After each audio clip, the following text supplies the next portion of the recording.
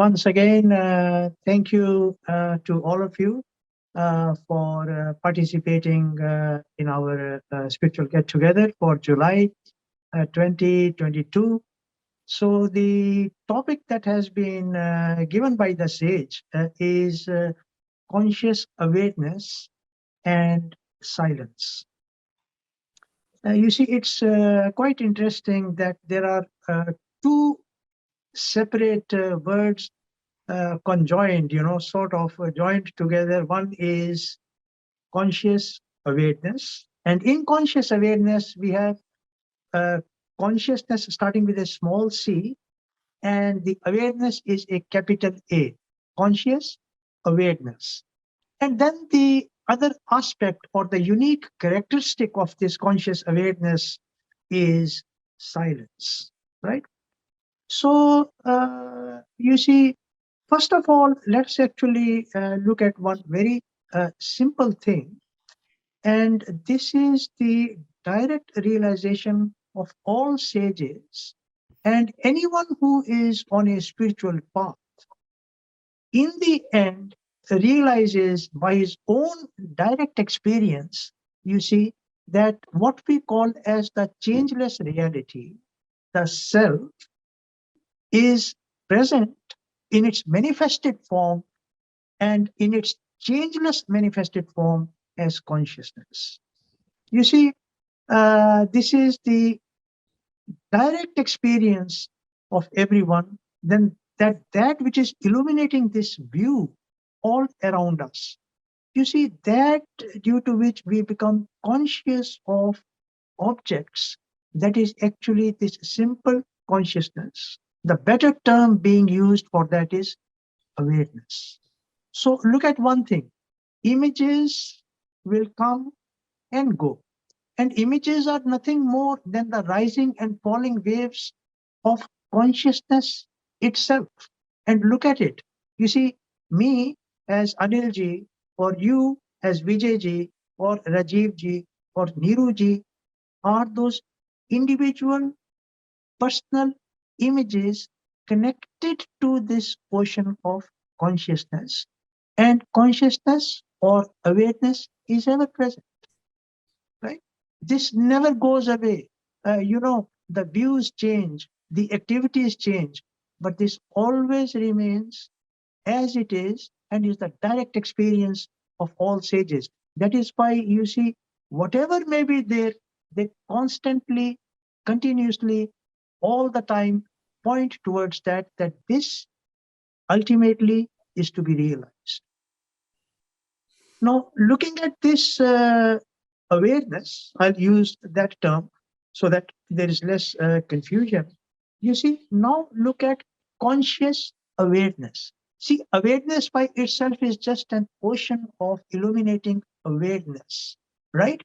But what happens is, in this screen or in this underlying current of awareness is this manifestation of space and time, which is, you see, following the underlying principle of creation, preservation, and dissolution. All images appear and disappear like waves rising and falling in an ocean. And if you look at your own direct experience, basically what you see is this phenomenal world of activity. You see this phenomenal world of images which are active in whatever form they may be, whatever the image may be, all of them are just appearing and disappearing. So here is where we come in contact with, or we realize the presence of conscious awareness. This is the self active in this world of space and time, active in this world of images. You see, so what actually it means is small consciousness and capital awareness. So what is it? You see, that awareness, right?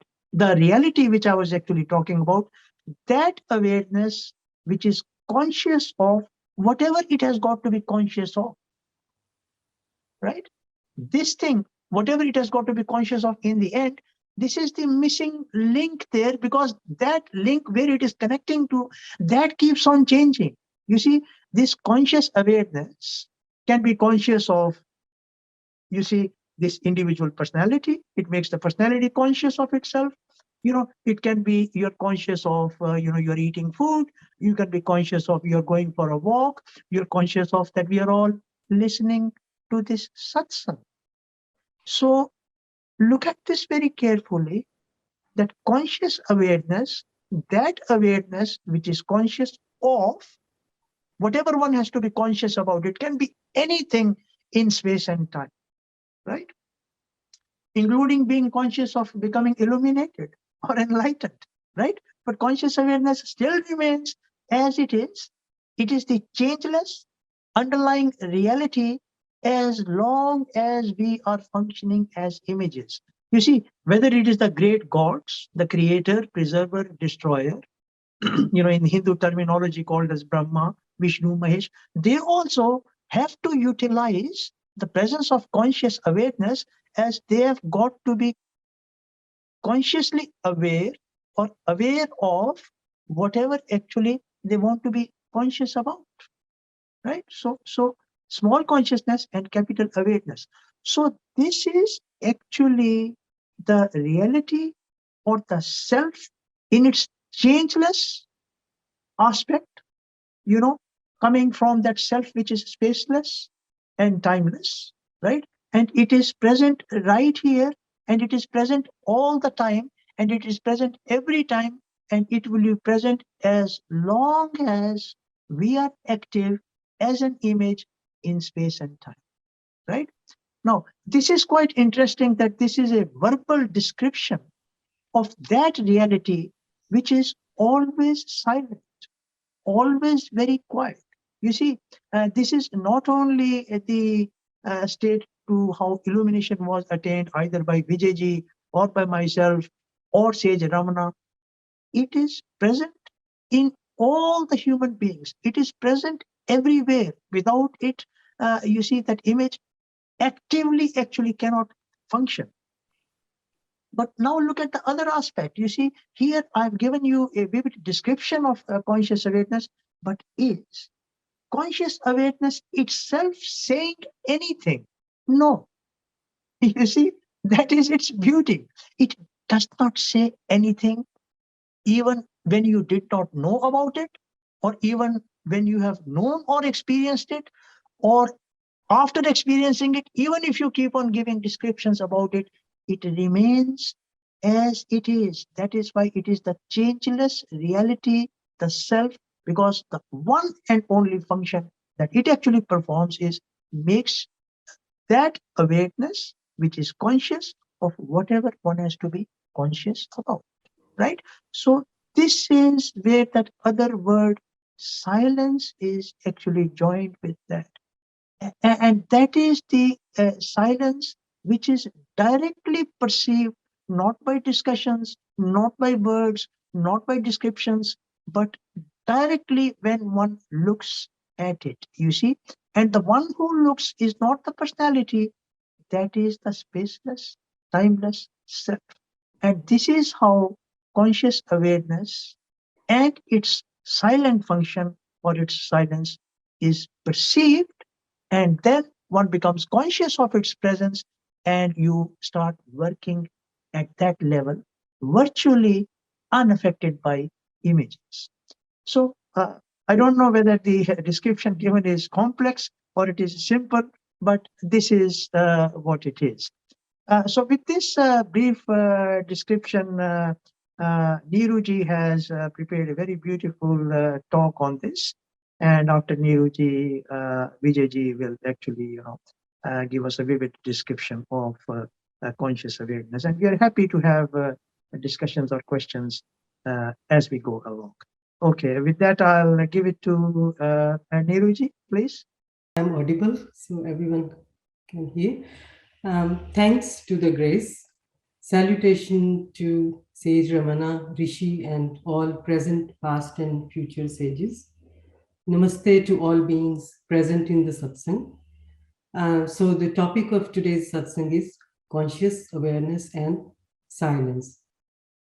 Can you go to the next slide, please? Thank you.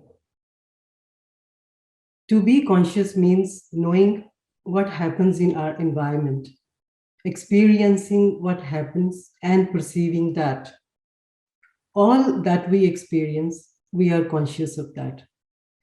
Someone is happy because they know they are happy. The knowing of the experience is within. We are not told by somebody that we are happy. We don't need to Google to find how it feels when one is happy. There is something in us that knows, that is conscious of the experience at that moment. Is our body the knower of all that we know? Or is it the mind conscious of the experience? Or the knower is actually beyond the body and mind? So today we will dig a bit deeper to inquire into the knower of the experience, from where the consciousness of the experience comes. What enables us to perceive what the body mind perceives? Let's say the eyes see green grass. Is the bodily eye seeing the green grass? Or is there a deeper eye that is the actual seer? What is the eye of the physical eye? Let's look at the topic again, conscious awareness. The topic doesn't state conscious body or conscious mind. Conscious awareness means there is awareness present due to which the body and mind become conscious of all that is happening around them. As we focus on the topic, we will realize that the body and mind are also none other than awareness. Awareness is a space beyond the space that we perceive in the physical sense. Every entity arises from the awareness and dissolves back into the awareness. If the human body is arising from the awareness, we should be able to connect with the awareness from within our body-mind setup, rather. We don't need to go somewhere or do particular practices to be one with the awareness. It is present here and now and does not leave us at any moment. The topic also states silence. Silence is the nature of awareness. As we analyze our body-mind setup and consciously connect with the awareness from within, we will realize that awareness in its essence is free of any movement or any image that is occurring in it. It silently manifests it into the multiplicity of forms. Next, please.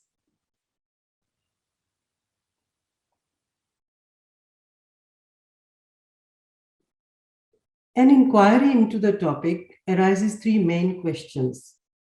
First, what is the nature of conscious awareness that is behind all display of manifestation? Second, where is conscious awareness? Finally, the most important question is about the practicality of it. How to remain as conscious awareness. Sages preach the purpose of human life is to know what we are and then consciously live as we are. The questions are the most important, and hopefully by the end of today's meeting, we have a good grasp of them. Next, please.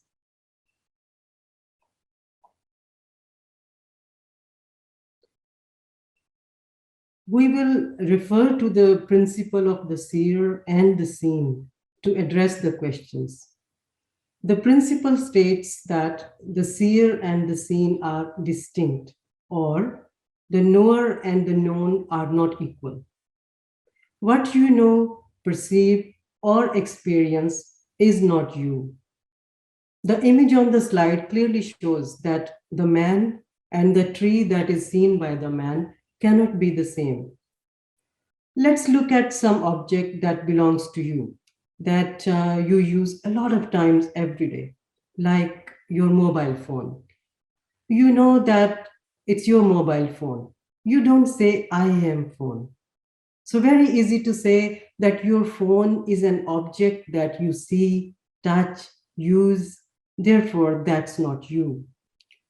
Apply the same principle to other objects. Let's say your clothes. You'll say, you know your clothes, what you are wearing. You may like a particular cloth. So you perceive the clothes. So you are not the same as your clothes. Now we can apply the principle on some body part. Let's say hands. Those are your hands. You see your hands. You know your hands. You may say your hands are cold. Therefore, you are not your hands. We can think about some organs inside the body. Let's say lungs. You use lungs for breathing. You can see an X-ray image of the lungs, so you cannot be equal to lungs. So far, we analyzed the objects outside of the body and the organs inside the body. We found that none of them is you. Let's dive deeper. Are you your breath? Apply the same principle that the seer cannot be equal to the seen. Since you can watch your breath, you sense you are exhaling or inhaling. When you exercise, your breath is faster, and you know that. So you are not your breath. Likewise, you are not your heartbeat, as you can sense the heartbeat. Sometimes the heartbeat is fast, other times you may feel that the heartbeat is not as fast. You are watching the heartbeat, so the heartbeat cannot be you.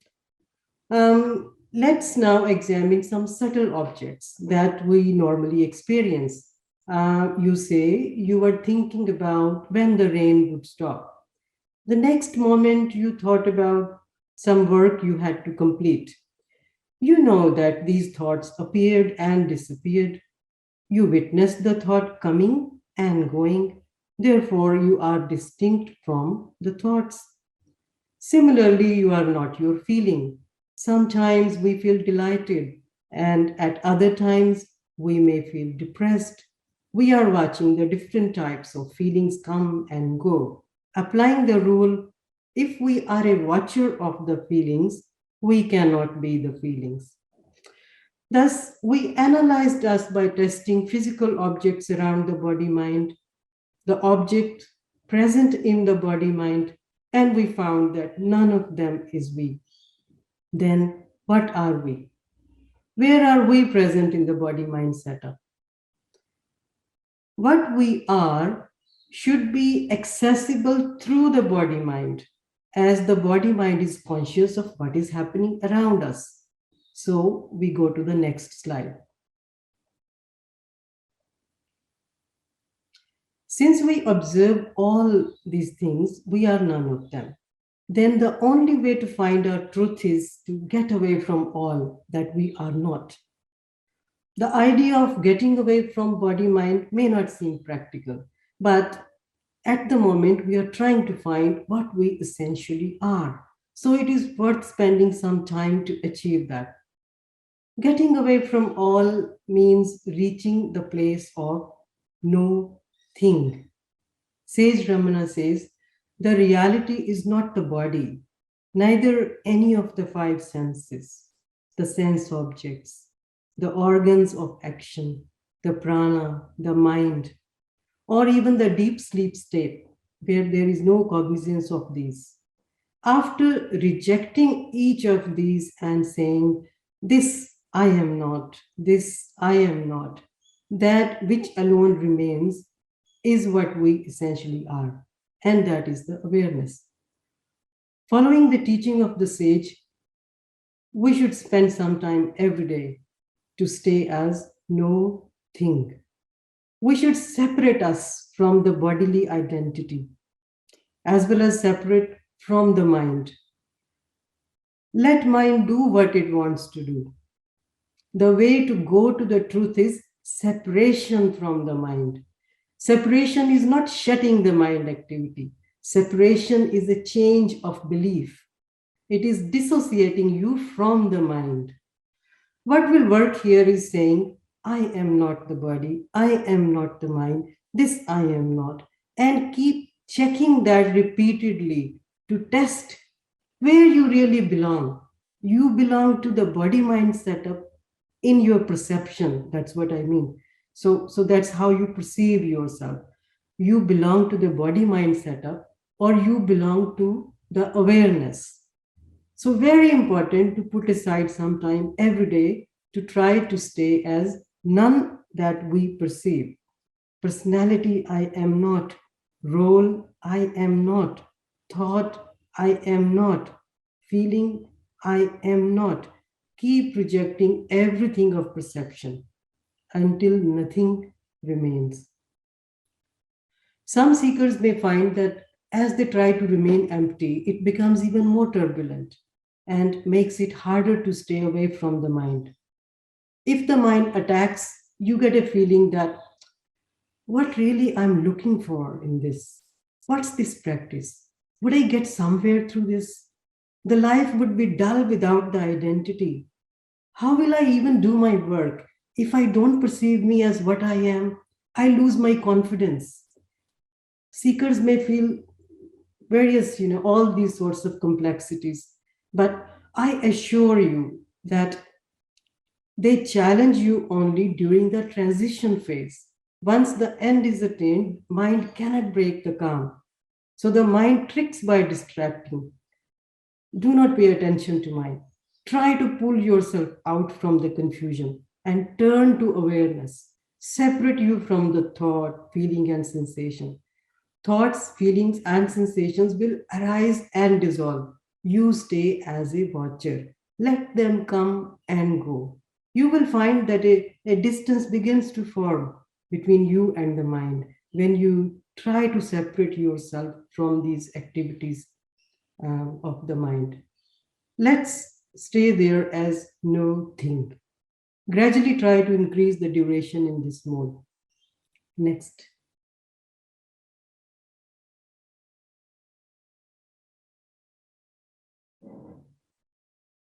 Here, what remains as what you exist here. This platform is the watching platform. It's an expansion from the body mind limitation. Here, doership drops. Look carefully, body may be doing the activities. Thoughts and emotions may still be arising, but you have changed your place from the individual that does the action, that does the thinking, um, does the feeling. So you changed your position from that doer place to the place of awareness, in which the body, the action, the thought, and emotion, all these are objects of the play. Only the watching of doing, thinking, feelings remains. And the ego personality, who was the player at some point, has vanished here. There is only one player here, that is awareness. And that has consumed you. Now you are one with that. You are the screen watching the image of your body, mind, and other entities. During the transition phase from the ego mode to the awareness, some seekers have a doubt that how is seeing absent in the place of awareness? If the seeker is perceiving the screen and the objects as the images on the screen, there is seeing still happening there. So, for clarification purposes, let's explain that like this. The point is that there is no individual seer remaining here. The individual seer has merged into the screen. Once the seeker has become one with the screen of awareness, it is only the awareness doing the seeing. Seeing in the sense of an individual doing the seeing is no more here. Also, one more thing to understand is that the seer and seen in individual seeing context, which happens, just a normal ego personality mode, that applies to temporary objects like, some bodily sensation that is temporary, some thought, or doing some task these are time bound. They come into picture and they finish. So start and end. On the platform of awareness, only awareness does the seeing. And what it sees, awareness sees its manifestation. And that is also awareness. In other words, there is no duality in seeing that one is seeing the other. It's all awareness that's manifested, and awareness is watching that all its manifestation. So there is nothing but awareness. See, the key is distinctness. You perceiving yourself as awareness, and you remain distinct from the ego personality, or you perceiving yourself as ego personality. So this needs to be clarified in yourself. So you do not perceive yourself as ego personality. In the awareness mode, you perceive yourself as awareness. And actually, you don't need to perceive. It is automatic. It is so natural. And you remain distinct from ego personality, your body mind. All activity will still happen. The perspective of who the doer is, that changes.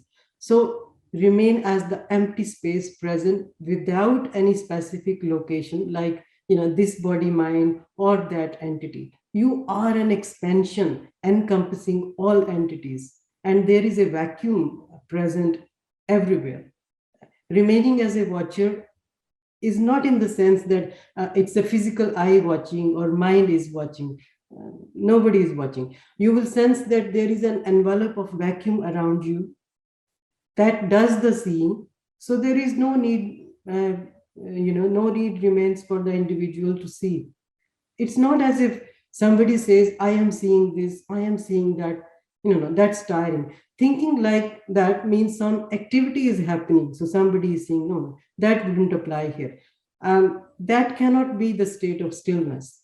And there is duality of someone doing the seeing of the other. Okay. But in awareness mode, total emptiness, there is no duality. There is no seeing by the seeker. All seeing naturally occurs by the actual seer. Actual seer means awareness. And how do we describe the emptiness? Nothing remains here but silence. The real you is silently watching all this time.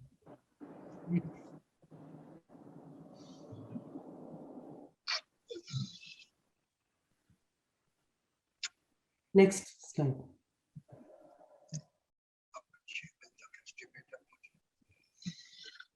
From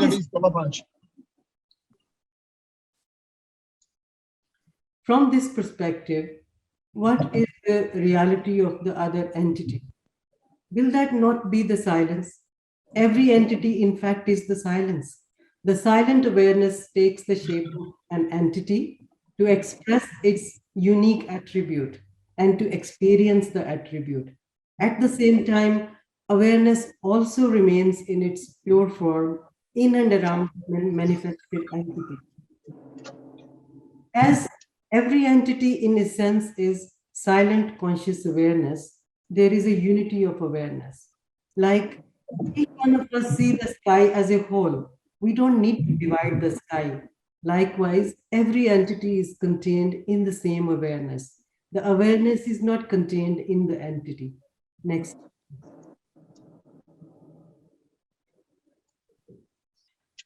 Sage referred to awareness as self-awareness. In one transmission, he states, so the transmission is given on the slide. It starts with, as I sit here calmly, sitting here calmly means the seeker's viewing lens is that of conscious awareness, as conscious awareness is silent. So seeker is sitting calmly, means seeker is sitting in silence and view the scene in front of me in the light of self-awareness. What does this mean? This means viewing the objects external to the body mind and internal as none other than awareness. Further, Sage points to the intuitiveness of self-awareness.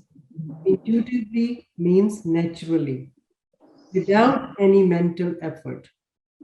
We are awareness. I intuitively know this state never leaves me. Without any doing, imagining, any mental activity, I am awareness. The seeker does not become awareness. The seeker is already that. The seeker had to realize that since the focus remained on the images, the awareness screen got ignored. In truth, the seeker is the screen of awareness. Next. Living as silence does not interrupt the life. Living as silence means looking at everything from the perspective of awareness and watching the objects arising from the awareness and dissolving back into the awareness or the silence. Seeing the objects passing in the silence like clouds are passing in the sky. If one steadily keeps shifting their observation from the images to awareness, the awareness will reveal it to the aspirant. Silent awareness comes to the front and the images become secondary. In the hustle and bustle of life, our attention remains on the image under the influence of the physical, astral, and mental forces. This is because the I thought that sustains an individual requires the physical, astral, and mental influences. We should recognize that the I thought is also a unique attribute of awareness. So instead of removing I thought, we should focus on awareness, as that will automatically transcend the I thought and raise the individual to the true place from where the I thought is perceived as an object to watch. Next.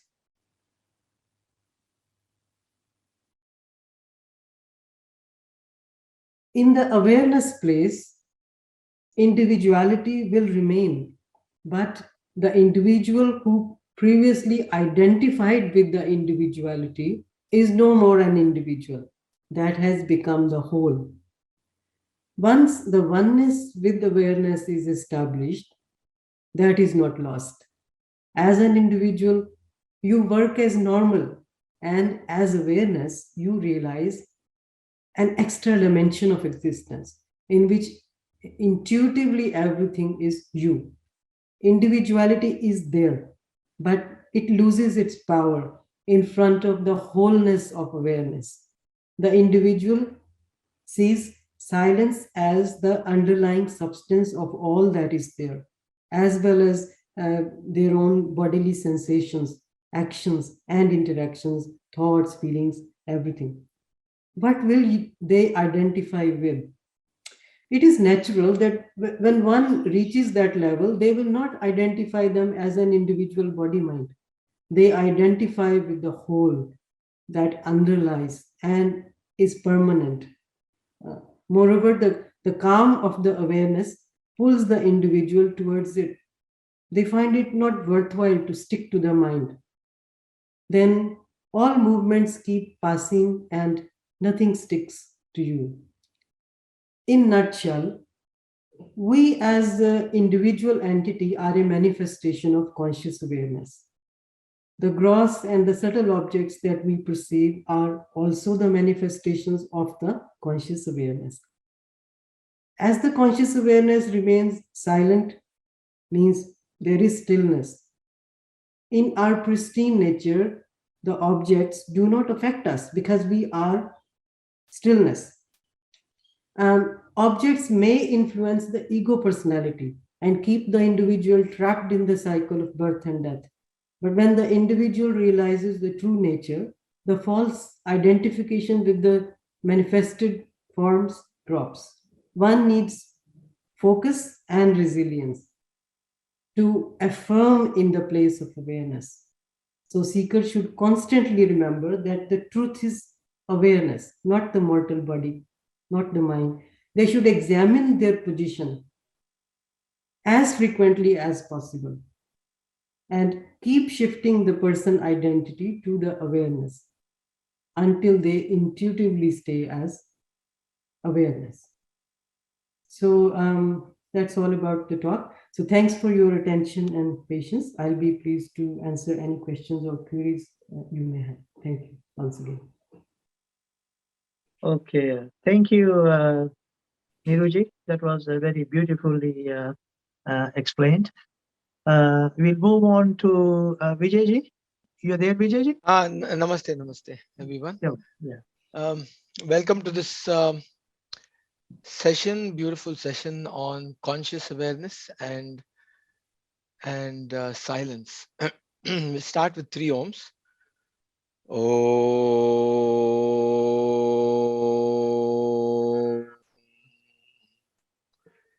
Om.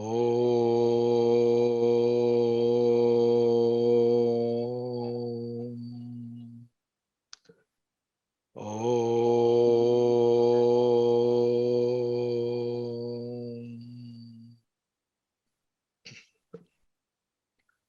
So these two words, conscious awareness and silence, reflect, and as discussed by Anilji and Neeruji, speak about what the seeker is wanting to achieve from the perspective of the I as the individual, the body mind. When the conscious awareness, when you look at conscious and awareness, as Anilji was mentioning, conscious is with a small c, because there is the consciousness of that body mind as the little I. And then you've got awareness, which is the totality of consciousness. So when the I, the limited I, is there as an entity, as a body mind, trying to seek one's true nature, that consciousness of being conscious of objects other than what the I is the reference when we talk about in manifestation about being conscious. I'm conscious of this, I'm conscious of that, I'm conscious of this object, I'm conscious of that object. But that is the limited I, which is seeing things and being conscious of objects. But taking one step back, who is that? What is that which is aware of being aware of these objects? That is the crux of the matter. What is it that is aware of being aware? There is something which is prior to this little I, this individual being conscious. And when that step is taken back to investigate and to inquire, to find out what is it that is being aware of these objects, that is when one, as it were, merges or starts merging into that screen, as it were. One is seeing the objects from the outside, which is not real. The objects are presumably on the outside, but essentially those objects are in the mind's eye of that little body mind personality. It is within that my uh, mind's eye which is doing the seeing. The object is seen here, not outside. The sound is heard here in the mind's ear, not outside. So all and everything is within the ambit of the mind. So that is that individuality, the personality which is conscious of the I and the other. But when one wants to investigate about awareness, which is the totality of consciousness, the pure totality, then that awareness is what is the seeing that is happening, and that is what is prior to consciousness. That awareness, that pure awareness, that absolute awareness is prior to this individual I consciousness. So when the I is there, when the little I is there, the personality is there, it is always being referred to as I am conscious. It's always I am conscious. But when the merging happens, the little I gets immersed into the totality of consciousness, then it's not I am conscious, but it is conscious awareness doing the seeing and the functioning as conscious awareness within the framework of manifestation as awareness. So that is the difference between I am conscious and conscious awareness from the perspective of awareness, as it were. Because awareness is the totality of eternity. And when we refer to silence, silence is prior to when we say I am conscious, we are talking about action, we are talking about speech, and we are talking about thought. So action, speech, words, thoughts are all within the purview of the mind's eye when we talk about I am conscious. But when we go prior to consciousness, the great great grandfather of all these is silence. Beyond action, words, speech, thought, all this arises from the crucible of silence. And silence, essentially, in truth, is the little I which merges into the source, and then seeing happens through the lens of eternity. That is where silence emerges from as awareness to function within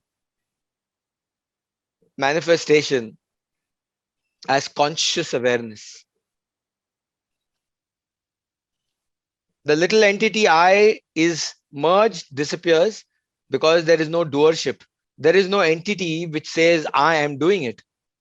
Functioning continues, actions go on as it were, but there is no personality that is attached to that action. There is no personality attached to that speech. There is no personality attached to the thought. But functioning within a manifestation as conscious awareness continues on seamlessly in pure functioning as conscious awareness.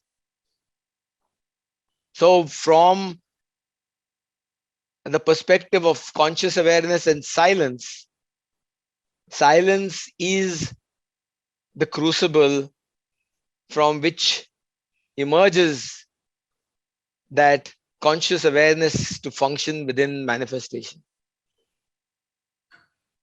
And awareness is all there is. Even as it were, we see it now. If you look at functioning that is happening and we say, what is that which is actually aware of that awareness? And if the inquiry continues on to find out that, the seeker will find that that seeking itself dissolves, because there is only and only emptiness. And emptiness is not something to be worried or scared about, because emptiness is everythingness. It is the totality. In that eternity, there is no difference. There's nothing such as emptiness and fullness. It is all there is. But functioning still continues on within the manifested format, which is an uh, uh, byproduct of awareness seeing itself as conscious awareness.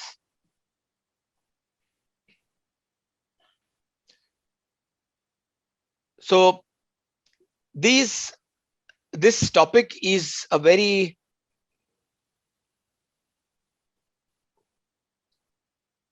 typical and crucial topic that a lot of seekers really want to get into, because these words, conscious awareness and silence, are very, very full of uh, depth.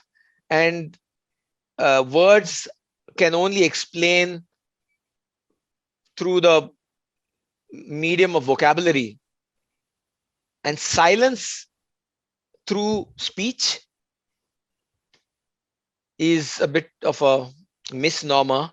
But uh, the functioning has to happen, so the words flow out. But when the inquiry goes on, and when there is complete and total silence, functioning and words flow out through the depths from the crucible of silence. Om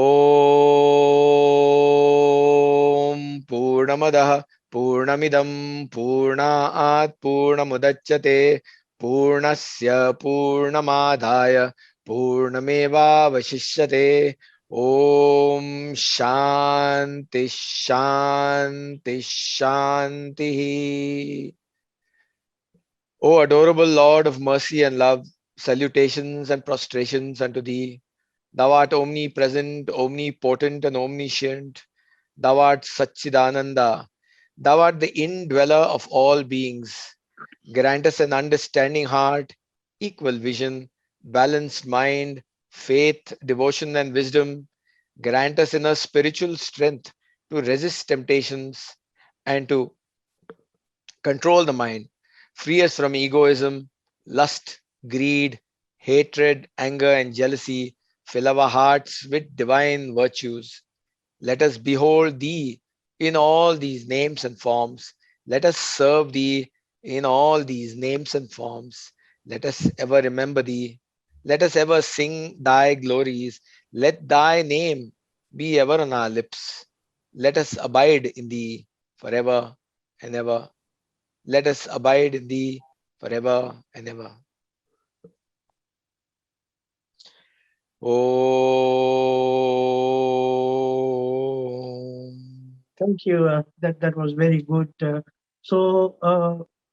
We would like to have a discussion on conscious awareness. If anyone wants to come forward. So the first question that I'm putting to the audience is, uh, have we really, after such in-depth discussion, really understood the presence of conscious awareness? The presence of conscious awareness as we are here having the satsang. So anyone wants to comment on that? Or putting it in another way, what do you actually, the ones who are participating, what do you understand as the presence of conscious awareness? Please just mute yourself when speaking. Is someone saying something, Vijay? I think Binduji raised a hand, but she is on mute. Yeah. Yeah, Bindu? I was waiting for you to say if I can speak. The Please, yeah.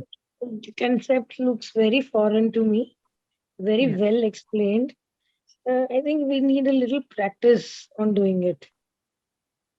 Maybe like now we are doing a satsang and we see this as passing images and hearing, and what this is all beyond the body, we have to think. Mm. I understand, but very beautifully explained. Very Yeah. nice. Yeah. Both the speeches are wonderful. Yeah. Uh, Neeruji, you want to say something, or Vijayji? Neeruji was so good at it that she was just going on saying was just coming out of her. I don't know. It was very beautiful. I thought she's reading from somewhere, but it was so Uh, spontaneous. Very nicely said. Thank you so much. It's all the It great. looks difficult. To me, it looks difficult. A little difficult. I don't know. Actually, it's not that difficult. What we need to do is just to examine. So, as a seeker, examine ourselves where we are. Are we an ego personality right now who is the doing of anything that we do?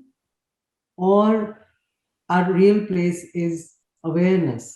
So, what do we actually identify with? We identify with awareness, that is the source of all this activity, or we identify with the doer, the person, the individual that is seen as doing all that happens. So just keep on shifting the position, coming to a real position.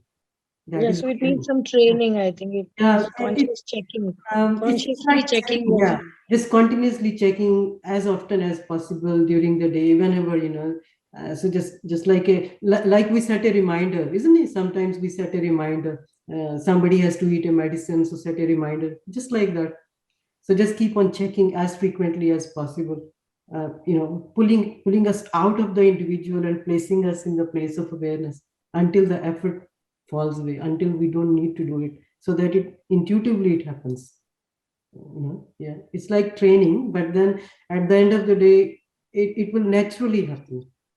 There is no need to make an effort, no need to set reminders. That's kind of not needed there. Yeah. Okay, thank you. Thank you. Binduji, just one sentence is that when you say that difficulties arise, a seeker always says that difficulties arise because it is always the speech and the thought that is coming from the mind. So whenever the association is there with the mind, all the difficulties always arise. But one thing to be noted very clearly is you're not the mind, you're not the speech, you're not what is being spoken. So this is all mind's play. Yeah, it Even is the mind reasoning is only coming from playing the that. mind. Yeah, Correct. mind is So reasoning all the time. How is it possible? How can you correct, do it? What correct. is it? But Who remember is that you doing have it? to, if you keep that in mind, sorry, Hmm. it's a bit of a paradox, but if you It's keep okay. that saying that it, this is all mind's play. I am not this. I am Yes, prior to this, and continuously reiterate. It may happen 100 times in a day, where you realize, oh, I'm not this. Why am I getting engrossed in this? Why am I associating myself with this mind? And then you keep referring back to that your true Mm, nature, and then mm, you slowly the reduction happens. From 100 times it might go down to 90 times, 80 times, 70 times, 60 times. It has to. That is the process. But correct, essentially there is no process, because if there is clear seeing, if that clarity happens, because your nature, it's already there. There is nothing to attain. You're not gaining something. You're only attaching with something which is not. That is the crux of the thing. You're attaching it to correct, something which is not. If you just remove that and then say I'm not that, there is liberation. There's liberty completely, correct. because you already are that. Hari Om, Hari Om. Arian, Right. thank you. It's a very good question, Binduji, that you actually put. But you see, we have to go back actually to the teachings of the sage. Because you see, the thing is, we are always involved in external things. If you actually really look at it, if you'll excuse me, I'll use you as an example. Say there is the person Binduji. So always the interaction is between Binduji and what Binduji is interacting with, right? You see, the subject is always Binduji, and whatever is the object, whether it is within you, it is a thought, it is a feeling, or it is this satsang that we are listening to. Your picture has gone a bit big. You'll have to sit back a bit, Binduji. Sorry, it's being recorded, so it's okay. That's fine. So you see, the thing is this, that our entire life, and many lives have actually been spent where I am the object and this is what I want, right? So this is the subject and the object. Now you see, suddenly something else is being actually communicated, that just step back and look at this thing, that how do you become conscious one of yourself, right? And how do you become conscious of either your thoughts or your feelings or whatever you may be doing? So suddenly there is a shift, right? I mean, for you to know that you're actually Binduji, you don't have to make any effort at all. The reason why you don't have to make any effort at all is because something, what they call as consciousness, makes you conscious of that intuitively, right? And intuitively means no thoughts, no feelings. Then suddenly one looks at that actually this is the natural state. Something actually has been present, which is always present. There is nothing like a past, present, or a future to that. Because if, see, you cannot be conscious of yourself, and you cannot be conscious of whatever, whether it's a satsang or you're in your own professional work. I mean, how can one function? That is the very big question, right? And that is why Ramana Maharishi only said one thing, that the first direct source from this consciousness is actually you, right?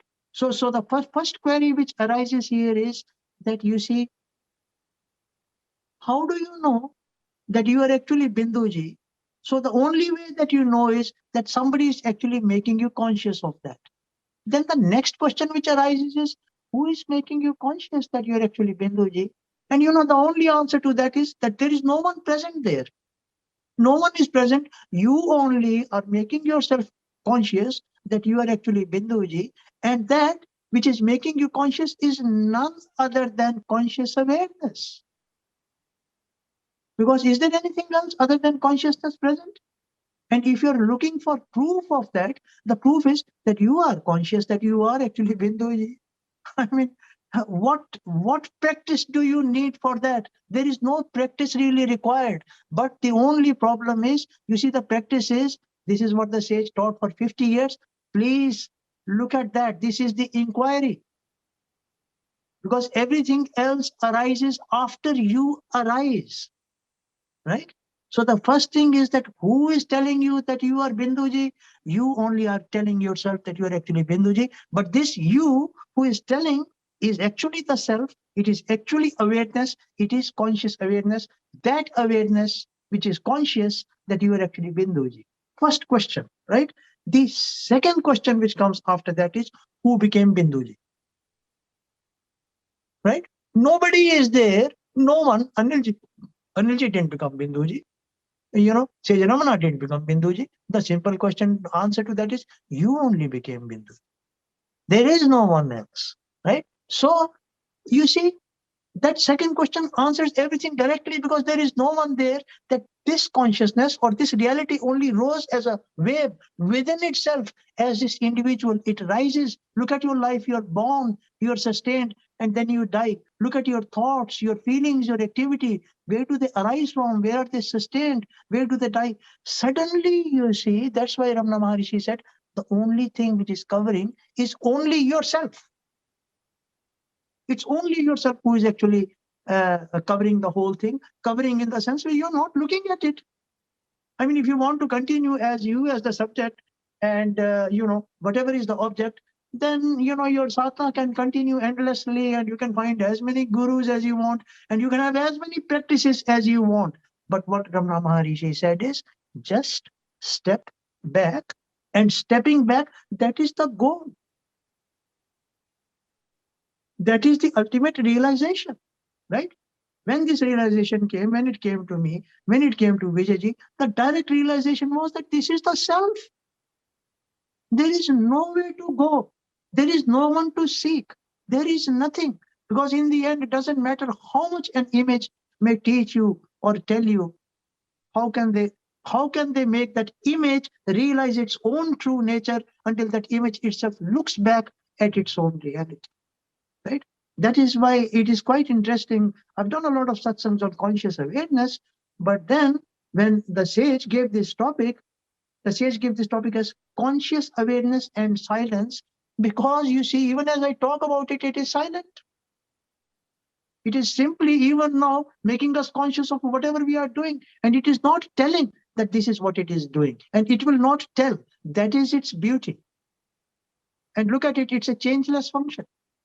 It is an absolutely changeless function, and that is why we call this as the ultimate reality, not the apparent reality. It is not a reality which comes and goes, it's a reality which stays in awake, dream, sleep. This reality stays as long as you live as an image, as long as you live in space and time. So this is who you really are. This is the very core of your own being. Now, either you can realize the truth here directly, or you can keep on wondering here and keep on wondering there, right? So that is why I had actually put this question, which came that, look, that's fine. We understand or we live in that, but how much is the audience, those who are actually participating, understand it from their perspective? So that is where we actually join hands and try to look at it from that same perspective, from that same viewpoint. So yeah, thank you for that. I mean, it's good to Thank you communicate, so much. Yeah, but thank it's you good very to much have the questions as well, you see, because for you see, illuminating. conscious awareness works from your perspective, what you want. It has only one job, to make you conscious of whatever you want to be conscious about. And if you want to be conscious about its presence, well, it will do that as well for you. But you see, what you ask, what you seek, that alone is answered by it. That is all. Now we are discussing about it. You see how openly and in such a simplified way it is actually being discussed. Now, is this actually basically what the sage ultimately wanted that should be taught? And is this what the sage wanted everyone to really become and realize? Yes, that is true. If there is a service to the guru, then this alone is the service. There is no other service. Because a guru can only make you what the guru is.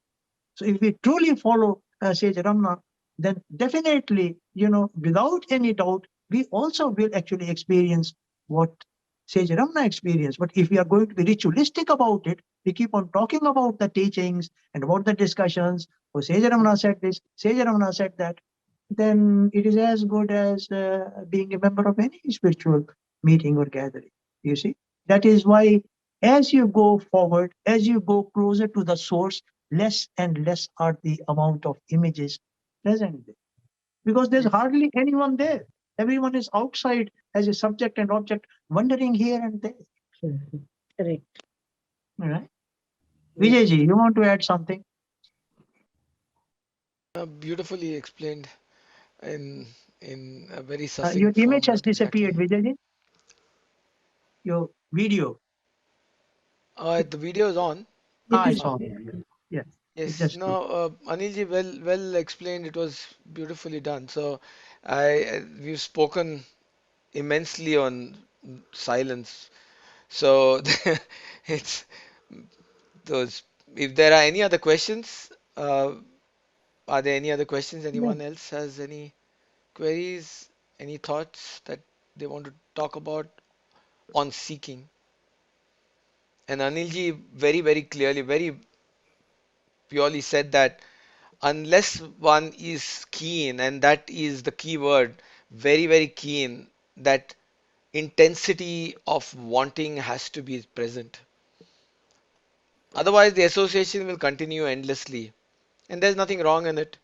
One can continue to get attached to the mind, saying, I'm the mind. Fine, life will go on and everything will continue on. There's no issues with that. But if the intensity of longing is there, then there is no question about it that the seeking will automatically happen. These are only conduits, these discussions are only conduits, just a sharing to provide that impetus to merge that intensity into the inquiry. That is all this discussion is all about. Because you can't explain truth. You can only point to the truth. And I want to just add another point to what Vijay ji is saying. You see, what Vijay ji is saying is the intensity, right? So ultimately, what happens is that what we call as illumination or what we call as self-abidance or self-absorption, you see, this is still a discussion. This is only what is being pointed out. What happens is that you see from within, what Sage Ramana used to actually say, you see, this reality, what we are calling as conscious awareness, it pulls you in. And when we talk about pulling, that happens in the flip of a second. It dances in front of you and actually it tells you, yes, I am the truth and I am the reality. And this is it. Then you do not need anyone to convince you or discuss with you that actually this is the truth. And that is why that intensity is required, because the only time that it will come and pull you in and reveal to you, even though this is the natural state, is when really this is what you are wanting. Really, it is from your heart that is where you want to go to. And when we talk about that is the end of one's personal karma, there is no more karma. Even now, the conscious awareness is not affected by thoughts, not affected by feelings, not affected by physical activity, right? That is the great source from these things are actually flowing. That is your higher nature, right? Everything continues at its place, but after that, everything changes because now you understand the real nature of fleeting images. You don't associate yourself with the personality, but you associate yourself with the presence of conscious awareness. And look at one thing, even during this satsang, so many things have been discussed. We are coming towards the end of the satsang. Consciousness is still there. It is there as it is. There is nothing that you can do without the presence of consciousness. That is without the presence of this awareness, without the presence of this conscious awareness. Because whether you're taking a bath or you are eating or you're having a satsang, whatever you may do, you need consciousness. And that is what they call as, this realization is what we call continuous, constant samadhi or meditation. Everything goes on as it is. But the call you have to realize this for yourself. Nobody, no one can actually help in that, because it is only the presence of conscious awareness and the personality, and there is no one there between the two when finally one faces one's own reality. Okay. So I think we have had a discussion. Neeruji, do you want to add anything? No, it's all very well explained. So I think it has been all good. So Yeah, but thank you very much. I know you're in that illuminated state and it just flows, but thanks for your talk today. Okay. Thank you so Yes. much. Can I actually ask one question? Yes. Who is that? Even though Ruchika ji. my video is not on, I Yes, just Ruchika wanted ji. to ask you about intensity. Hmm. You know how you talk about intensity of your sadhana. Correct, Now, yeah. it's very difficult to keep it consistent all the time. Is there some advice you can give to keep that intensity continuously going? Yeah. So the first thing is that when one has already realized the presence of the reality, then there is no need of that intensity, Ruchika ji. Okay. Right? Oh, yes. Because then that intensity has melted. But the intensity is required up to that point until the reality within actually reveals that, yes, it is the truth. This is what you have been actually seeking. After that, there is no intensity actually required, because now that has been attained. But up to that point, you see, until that direct experience is reached, where this revelation happens from within, one has to have that yearning, what we call as Trishna in Sanskrit, that thirst to realize the presence of self. Who is this self? Where is this self? What is this self? What has Sage Ramana and the great sages been actually teaching about? And that intensity or yearning only comes with time, and this is as a result of your spiritual practice. right? Hmm. Hmm. So Yes. it, Yes. it is just like, I mean, you always have that intensity to eat when you are Hmm. hungry, isn't it? Yes. You always have Yes. the intensity to drink when you are Hmm. actually thirsty. You always have Hmm. the intensity to sleep when you are actually tired. You see, Hmm. you always have that intensity to wake up when you know you have rested quite enough. So if you really look at it, the impetus or intensity is naturally present within us. Look at the intensity of thoughts. They always keep on continuously flowing when we are Hmm. awake. Look at the Hmm. intensity of feelings. Do they Hmm. actually stop? But the thing is, when we talk about this intensity, you see, Hmm. this belongs to the higher nature. Everything here has got to come to a standstill, because this is not a thought, not a feeling, not a physical form, not a physical activity. It is not a dream. It is not awake state. It's not sleeping. It is what it is. This is the Hmm. truth, Hmm. right? Yes. This is the Yes. truth presented as it is right in front of you. So once you Hmm. know that this is the truth, all that you have to do is that you've got to bring the focus of your mind to it, Hmm. right? Just like Yes. you bring the focus of mind to other things. Hmm. And then if you are ready, and Hmm. if you have reached that level of, you see, mature purity within Hmm. yourself, you Hmm. see, what has to happen is, you can one cannot do anything more than that. Then Hmm. from within, Hmm. naturally, actually, this reveals itself that this is the reality, this is the truth, right? Hmm. Yes. So, Yes. Ruchika ji, Thank you So very much. just a small Yes. point in that. Yes. When you're Hmm. talking about the longing and the continuity of wanting that Hmm. yearning, Hmm. uh, the it depends. The longing and the intensity Hmm. uh, is dependent, and the yearning is dependent on how strong the mind is, how strong the association of the I is, Hmm. Hmm. stating that I am this. So there Hmm. are practices, and when Anilji spoke about practices, there are Hmm. practices which are enumerated in a lot of scriptures in the books. Hmm. If you read a book, I don't know whether you've had a look at it. It's called Viveka Chudamani, the Yes, I've read that book. crown Hmm. jewel of discrimination. Hmm. Yes. If you look at that, there is they talks about sadhana chatushtaya and all that. If you look at that, it shows Hmm. you how to control the mind, how to control the Hmm. thoughts and the senses. And then it talks about, sama dama uparati titiksha, Hmm. and all that. And if you look at that, and then last is mumukshatva.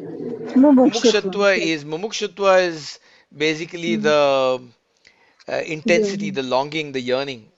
Hmm. And that comes when the mind becomes thinned out Hmm. to such an extent that grace is always present, but it Hmm. cannot be captured, it cannot be linked up to, because there are so many associations of the mind, there's so much of conditioning. When Hmm. with practices the mind's association gets thinned out, that's when grace automatically flows. Yearning becomes so strong, the longing becomes so strong that automatically the melting away of the I happens. It disappears, Hmm. dissolves. So when you say that, how can you continue to keep that intensity? Hmm. uh, that longing has to happen. And that longing is only purely by connecting with grace. And that grace Hmm. comes when the self effort is put in. Hmm. Until such time, everything becomes effortless. So, effort has to be put in Hmm. to Hmm. ensure that there is effortlessness. Hmm. Vijay, what is the term you used for Thank you. this? Thank you so much. Mumukshutva. Mumukshutva Oh, is, okay, got it. yes. Thank you so much, Anilji. Thank you so much, Vijayji. okay, Very, Thank you, all right, very, Anilji. very informative. Thank you so much. okay, all right, yeah, all right. Do we have any other queries related to conscious awareness? Because the purpose of these satsangs is really to help each other to grow, you see, to realize the presence of reality. Hmm. Vijay, Yes, yes, Anilji. You're right. are you there? Yes, yes. Yeah, okay. So Uh, I think, is there anyone else? Any other questions coming?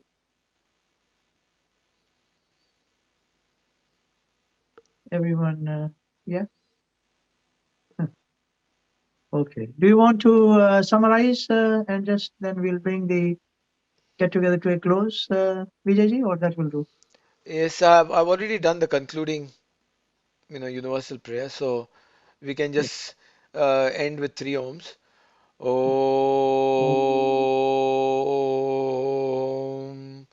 Om.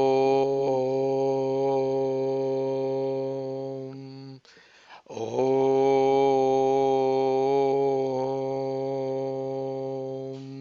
Purnamadah Purnamidam Purnaat Purnamudachyate Purnasya Purnamadaya Purnameva Vashishyate Om Shanti Shanti Shanti.